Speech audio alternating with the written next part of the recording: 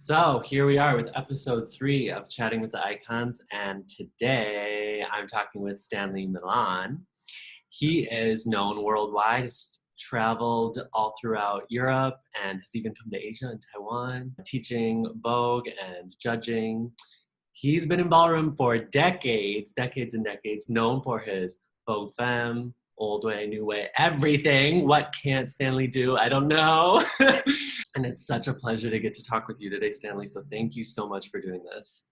Anytime. It's a pleasure to be here, Ellery. So let's get started. I wanted to just start with giving you the chance to sort of tell everybody a little bit about New Way and how this category came to be. The New Way is and some of the history that's there that people maybe don't know. Okay, well, I came into ballroom in 1991. There's some clips around. You will see like old way people and new way people walking at the same time, like storming the runway, walking at the same time. So when I came in, I feel like new way and old way was still kind of separating. They were separated, but it wasn't totally separated. I think it's been 30 years that I've been in ballroom. Yeah. And I suck with dates and stuff and time and everything. My memory is choppy.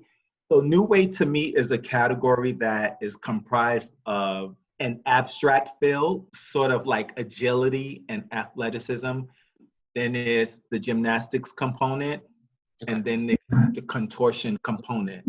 And I feel like people gravitate more towards the contortion component, but they kind of try to push out the abstract thing because, you know, most people think that New Way is only stretch, and it's not. There's other stuff too. Like an example is Andre Mizrahi, the icon Andre Mizrahi, who's an icon for New Way, and he doesn't have any flexibility. Right. Can you define what exactly you mean when you say abstract? When you look at New Way, it's a category that when you look at it, it shocks you. You're like, oh my God, you know, it's very effortless, graceful, beautiful, and artistic, but at the same time, like, it's something that makes you go, wow, like, what's that? So Andre has this sort of like movement, like I can't do it now for some reason because I'm on camera, but it's like a popping sensation with his arm while he's doing all these things, you know, boom, boom, and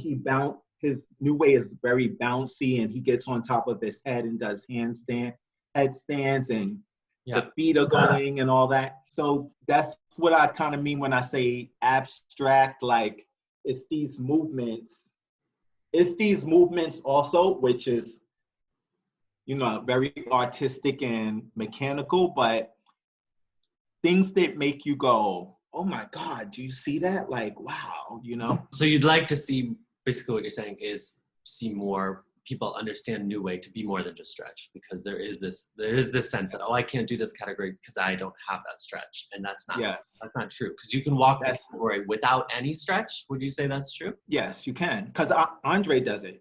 Yeah. Andre's done it. There was another guy named John Ebony. Unfortunately, you won't find a lot of footage. You'll probably find more on Andre than you will all the other people, because we didn't have social media back then, you know. New Way can be done in perhaps more ways than they know. Yep. Then they know. But also there is a thing where people are kind of you kind of have to stay to the foundation because people are kind of taking it out of its context, you know. Yeah, and an issue, right? Yeah, so it's good to stay close to the foundation, and it will evolve naturally, but you don't want to change it into something else because then it doesn't look like Vogue anymore. So each person I'm interviewing, I'm making sure to ask this question. From when you first started, so in the early 90s compared to today, ballroom and ballroom in particular, but also Vogue, has changed a lot over time. What do you think are some of the things that have changed the most since then, for the good and for the bad? Well, for the good, more people are doing it. It's like way more exposed, right? So it reminds me of hip hop when hip hop first came out, you know. It was a subculture, and now it's all over the world. Vogue is the same, you know. It's like ballroom or voguing, whatever. It's all over the world. So everybody is doing it. So I love that. I love to see an evolution to the category because I believe that each generation should be better than the last. Mm. The things that I don't like is what I just mentioned. One, it is ballroom Vogue is a culture that was developed by people of color. We created it as a safe space, a place where we can express ourselves. And much like hip hop, a lot of times when that happens, at first it's demonized, Mm-hmm. you know, and it's always this way. Unfortunately, I wish that it wasn't, but it's demonized first. And then when it becomes accepted, once everybody starts jumping on it, then it's like, oh yes, I love that, you know. But then sometimes it gets stolen. Yeah. It gets stolen and it gets taken out of the context. So that's some of the stuff that I don't like, you know. I actually really wanted to talk with you about this specific issue. So since you brought it up, let's talk about it. I wanted to ask you specifically about the issue of cultural appropriation that is brought up. It's discussed often amongst people in ballroom, but I've also noticed it's often something that people who are not in ballroom and who don't vogue often like to talk about. How exactly would you define cultural appropriation? Because I think it's what you're talking about is something that we see often in media, for example, or it's used in a commercial, or it's used here and there, and it's completely somebody who doesn't even really know what they're doing, or they're not really in ballroom or whatever, they're just like a dancer or something. And then Leomi has sort of said, ballroom is open to everyone is welcome, but then some other people don't feel that way. Specifically, let's just put it really bluntly, white people voguing. Some people have a real issue with that, or white people teaching Vogue, and people are like, you are stealing this culture or whatever. So where is the line, and how should people think about cultural appropriation and about this issue? So this is a very touchy topic. I was speaking about this to one of my sons, and he says that, when it comes to people of color, we're always very and not 100% everybody, but is in general, we're always very inviting. Like, I guess if we see people are sincere or whatever, and they want to come and do what we're doing, then we're like, yeah. But then again, it gets stolen, it gets taken away. So like, you have to ask yourself, like, where do you draw the line? Can you draw the line? Because I've had people hit me up multiple times saying, oh, this person is not even in ballroom and they're doing this and they have Vogue yoga class and whatever.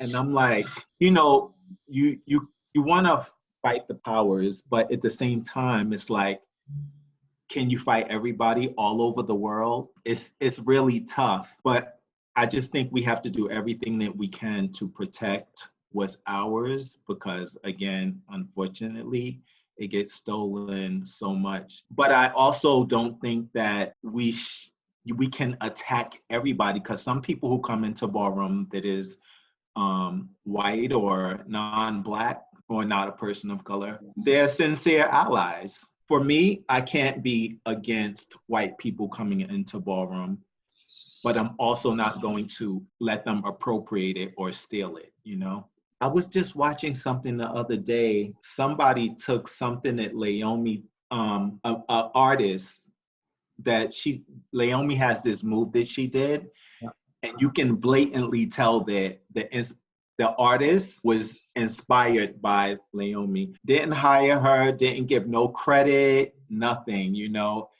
total thievery. And it's just like, it's an ongoing battle. There's another part, the political part, which is the reason why we created this, is because we needed someplace we could feel safe, where we could be who we are. So if you're not going to be for the overall fight of it, it's not really fair to it's not fair to us as a people for you to be a part of that. If you're just here for the glitz and the glamour, just the ballroom, you know, the workbench, like Right. Yep. The issue of Black Lives Matter and support for it. So what do you think what do you think people have a responsibility to understand and to be outspoken about the issue if they are in ballroom? And what should that yes. look like and what should they do? Because I think for a lot of people, it's just like, it's this thing they don't have any connection to. They don't maybe know about it. They don't, you know? Yeah.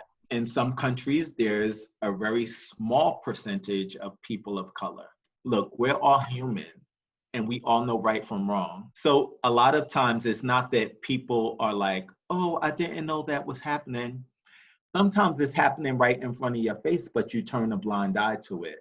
That's with humans in general.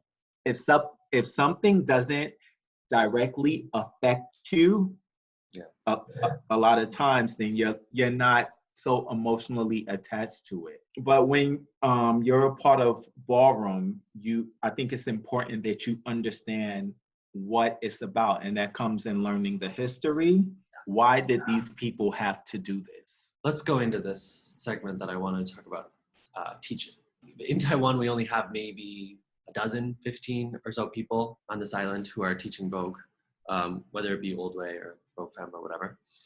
It's such a small scene. It started not that long ago. There's not that many people, but there's people who are eager to learn or to start. Yeah. So, it's a little different. And yet I have people who come to me now that I've been teaching for a year and a half, 2 years, and I have people come to me and they're like, oh, Ellery, I've been thinking about opening a class. And I'm like, you've never made it to a final battle. Like, you are not consistently making it to the final battle or winning or whatever. Yeah. Should you really be teaching? I'm also a professional teacher. That's my job. I teach, English and Chinese. I teach languages. So teaching Vogue to me is sort of like, but anyway, this is all just to sort of pose the question to you. How should people think about, if people are thinking about maybe they want to teach, what should they think about before doing that? And what should the qualifications be exactly, do you think?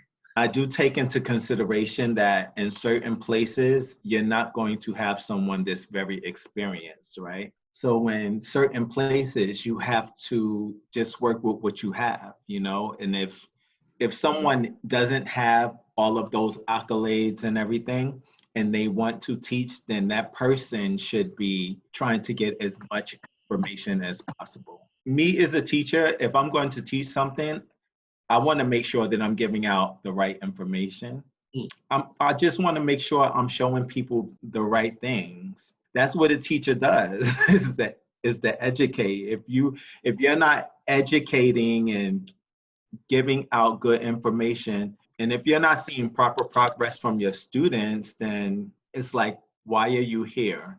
When you're in a location that doesn't have icons and legends per se, yeah, there's some leadway that has to be given, I think. Then there's the other side, where you do have people who are experienced, and now everybody sees that you can make $1 from teaching, so now everybody wants to teach. I feel like if you're not a credible teacher and you're in a place where there are credible teachers, people are going to look at you weird. Yeah. Usually the people who do those types of classes, when they go to those types of teachers, they don't know any better. Yeah.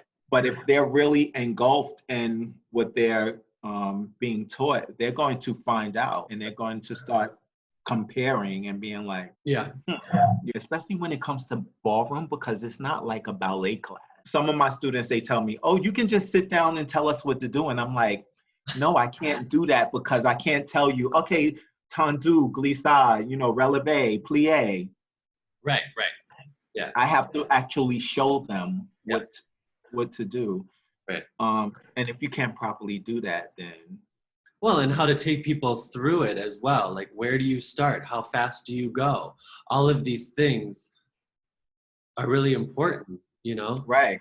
Mm-hmm. Other people like myself who have been doing ballroom for 30 years, someone just starts teaching them new way, and now if it looks amazing, now Right. But a lot of times it doesn't if that person doesn't have the right information, or hasn't had the experience. Right. So then it makes me look at them like sideways, like, girl, you just got here. What are you doing? Why don't you put in some more work? Put in more work. Yeah. Yeah. Yeah, and the thing you said about how are the students improving is a reflection of the teacher. I can't tell you, like, when I started teaching this group of kids in January, and then one of them won grand prize in May, and I was like, y'all can stop with your grumble now. Because, well, partially, and I want to talk with you about this, is because my way of approaching teaching is completely different, in that I don't do choreography. I'm not doing like a choreography-based class. Mm-hmm. And it's overwhelmingly choreography-based in Taiwan and in Asia in general. Everywhere. Kind of everywhere, right? But I would say, like, Yeah. really, in particular here, like, if you're, like, people are like, what? Like, you're not doing choreography? What are you doing then? So I kind of wanted to ask you. It's like, the same, because I don't do choreo. yeah. And it's not that I can't, but it's because of what I'm teaching. Ballroom is a freestyle thing. There's a foundation and a base, but it's a freestyle situation. And I noticed that when all this choreography going on, this is one of the things that I also hate about this generation that's happening now. There's so much repetition. There's not enough individuality happening. And I believe that part of that comes from so much choreography and a freestyle arena. What would you say you'd like to see in classes? This is kind of, I guess, for the teachers, but also kind of for the students in terms of what they could be getting. Like, people could think a little bit bigger. What do you think are the possibilities? What do you think could be in a class? I think a lot of time people want to walk away with, like, oh, I got something. It's like, I paid money, now I got this choreography. I can do this choreography. I have a video of me doing this choreography, and it's sort of like this transaction. So, yeah. So what are some other ways that we can maybe think beyond that? So let me say about that concept, because I feel that way too. Like, when I watch people doing choreography, it's like amazing if you can pick up the choreography, right? But where's the feeling? Where's the essence of the category? If I'm watching you do Vogue Femme choreography and you picking up the movements and you doing this, but there's no content to it, what really did you get out of the class? And are you really voguing? And do you understand why are you doing that? Right. Like, yeah. When I see people do this and then duck walk, I'm like, that's not kind. Right. So I think that what's important to teach in a class is, first and foremost, the history and the foundation. And that doesn't mean sit down and, do all of that. Yeah. However you want to do it, you be creative with it, but it's important for them to understand why they're doing it, where it came from, especially since it's international now, right? And once they get past the base and the foundation and that becomes embedded in their body, I think that my theory is everybody has something special about them. And as a teacher, it is your job to be paying attention to each student to figure out what is their good qualities and help them to develop that and build on top of it. Yeah. Letting them be creative in a process, but like guiding them through all of that.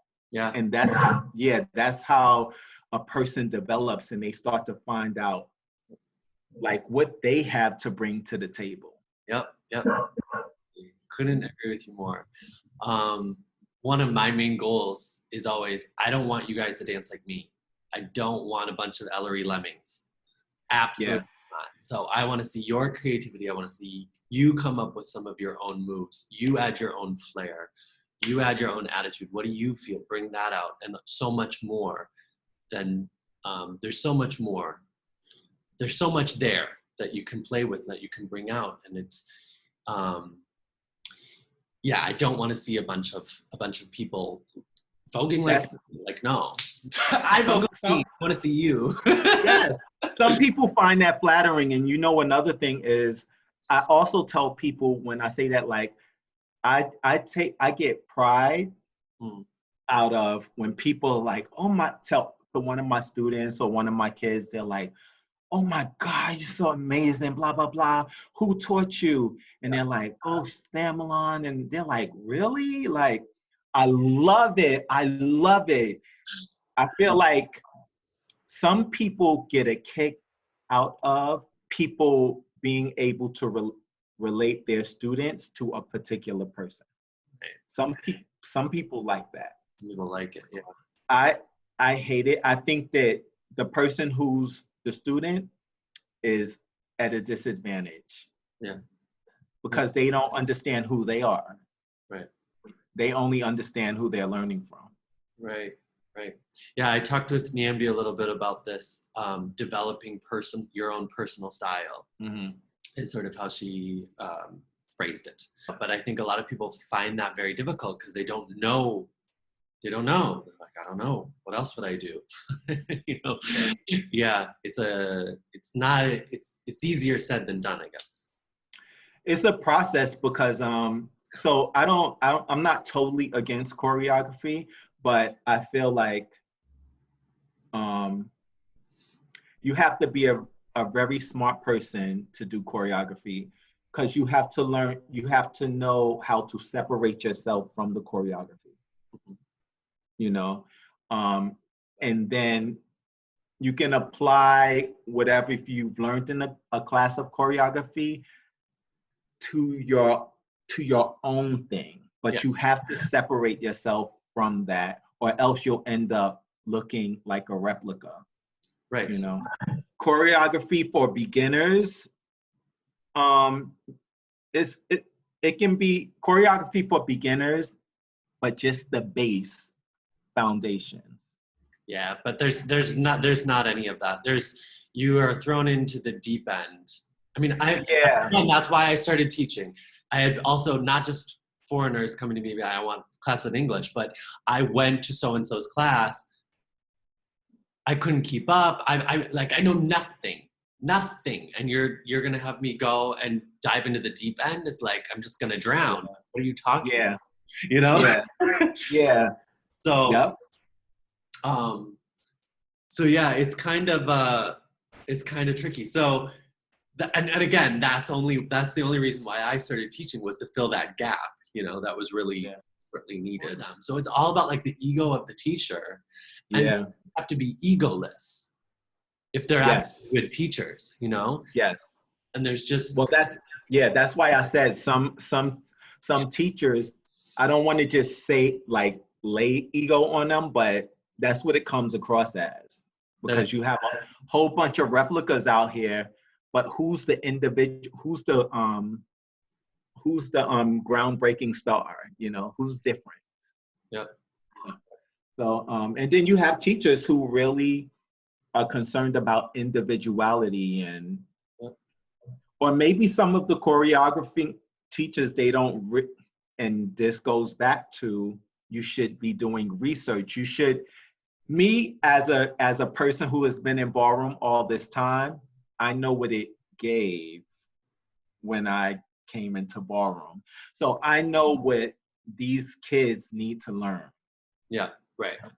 I know what they need to learn. I know what's going to help them serve on the floor or on the stage, wherever they want to do it at. Nothing replaces experience. And you learn so much. You learn mostly, I believe, through experience and through doing it.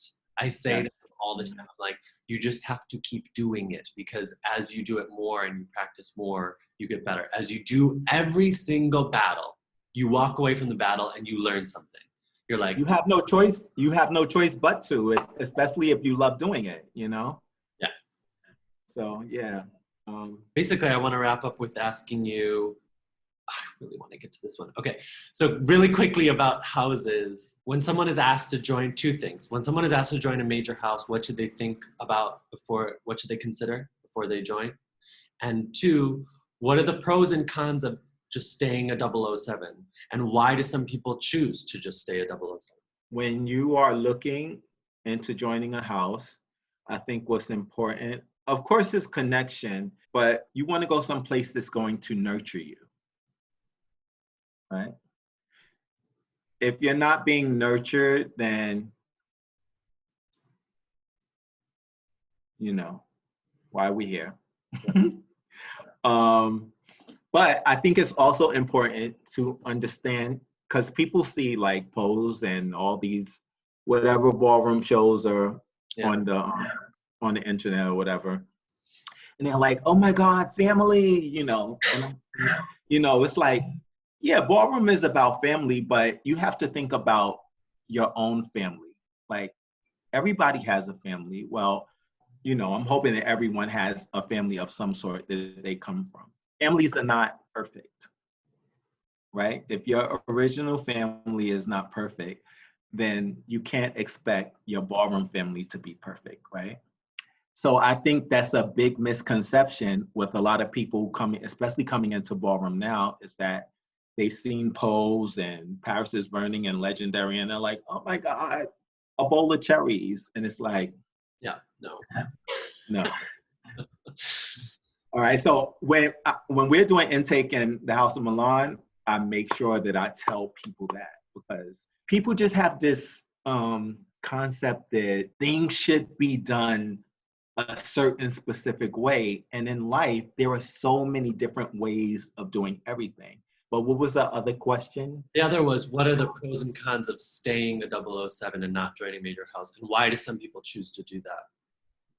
So I'm a loner. Like I'm a natural solo artist. So I like the ideas of 007s. I think it's so much power in being a 007 because it shows that you're not afraid to stand on your own. It shows that you're an independent thinker. But it's nice to see people who are like, oh, I don't have to be a part of something and I can take my time or whatever, I think that's cool. But I also think once you figured out what you want and where you want to go when it comes to ballroom, yeah, it's cool to settle down, house and all of that.